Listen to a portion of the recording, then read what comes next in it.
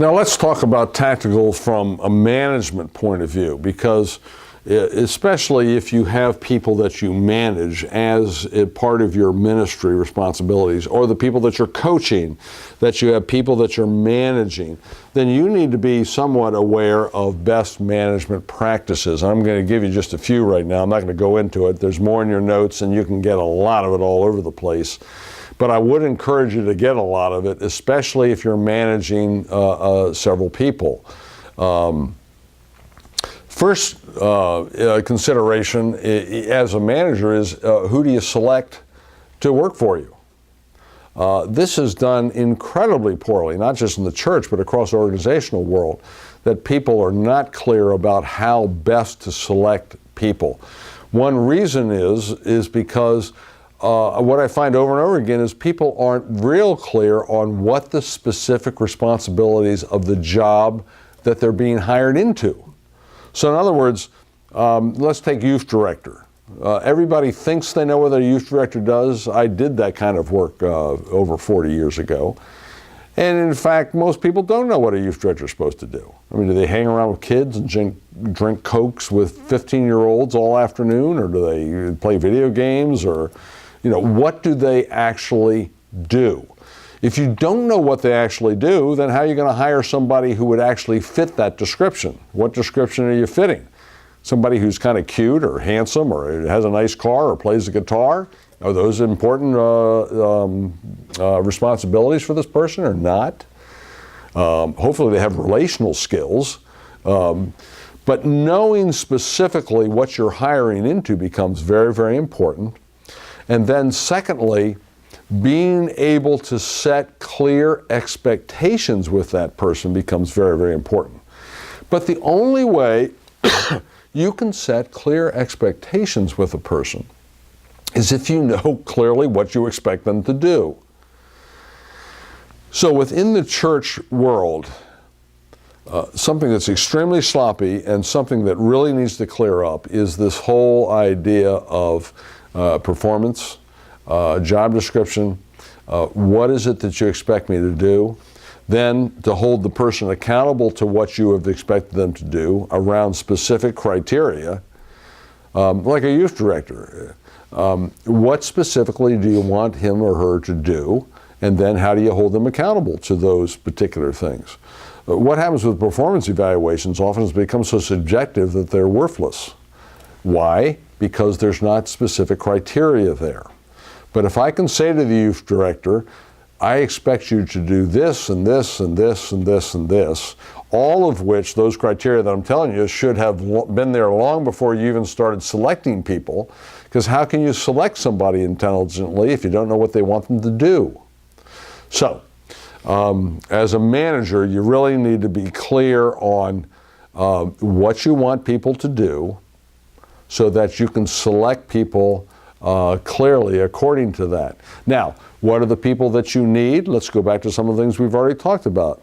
You need people who can prosecute the mission according to the priorities that you and your leadership have established.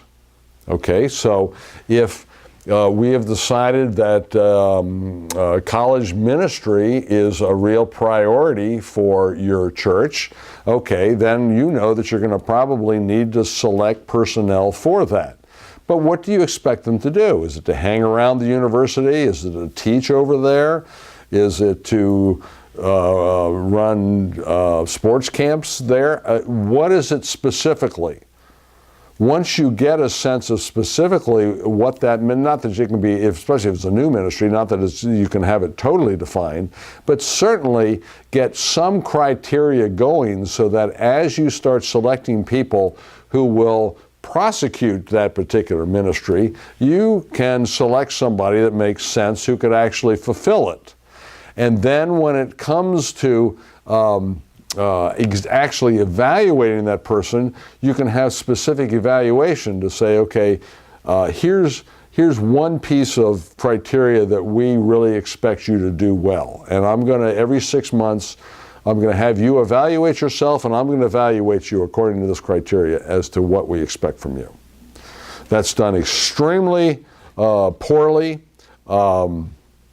And As a result, it gets people into very, very sloppy ministries, people who are not performing optimally, and a lot of it has to do with they're not quite sure what they are expected to do.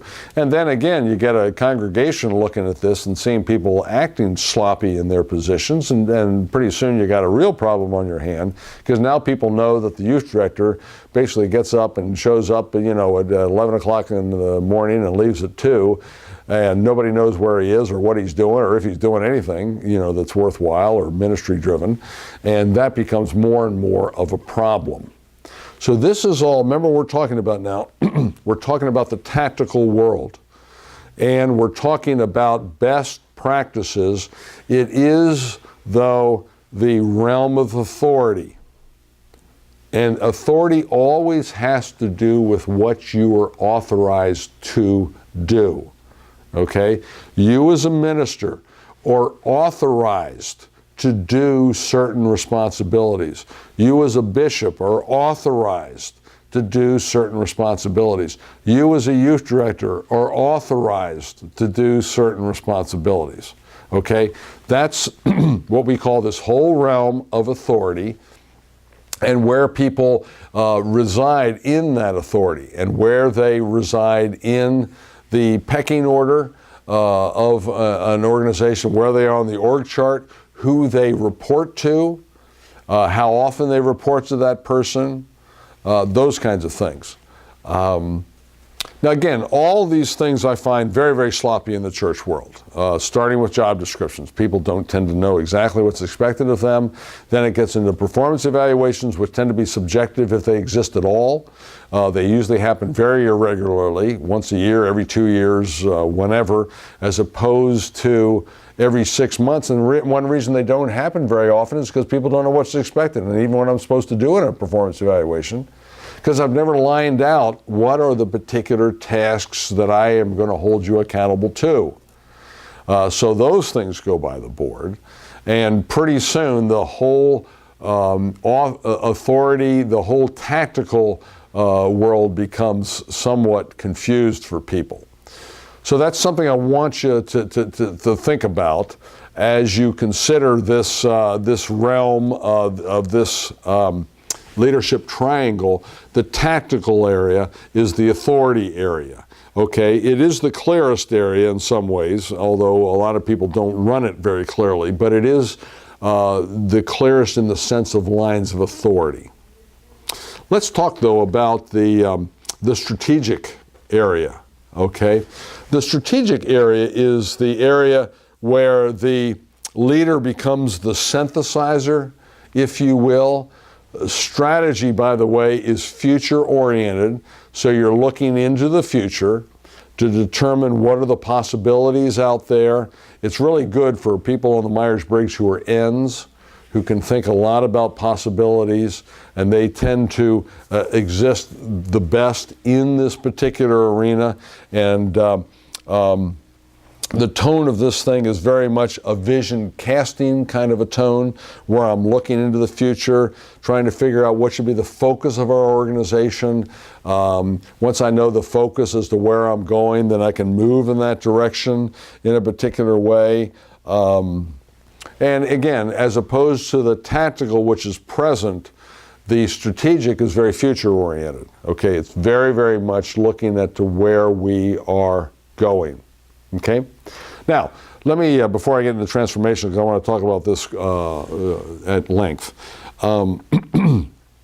One way to hold vestry meetings is to hold them. Most vestry meetings, well, first of all, they absolutely waste the resources that are in the room. Usually you have some of the best minds in the church, and what they're dealing with is the most inane, nonsensical stuff imaginable. A board of a nonprofit should always spend most of its time at the strategic and transformational level. Where they do spend their time is in the tactical level. And actually, and multiple staffs are usually doing the stuff the staff ought to be doing, figuring out how many paper clips do we need this year, and ministry report outs and all this kind of stuff. as opposed to monitoring the mission of the organization, determining if we're on course with our line of sight, if we're aligned as to where we need to be going and how we're going to get there. So one thing we recommend, by the way, for these boards, for vestries in the Anglican world, but any of these boards, is to break their meetings down into three components, the least of which is the tactical, as opposed to the fact that often the tactical is the only one. Not only is it the most, but it's the only. That should be the least. In other words, doing tactical kinds of considerations should be the least part of that meeting. Then there should be a strategic piece of the meeting where they're talking about all the possibilities, our line of sight, are we moving in the direction we should, and all that. And then finally, and we're going to talk about this next in a minute, the vestry ought to be talking about the transformational issues that are affecting the church.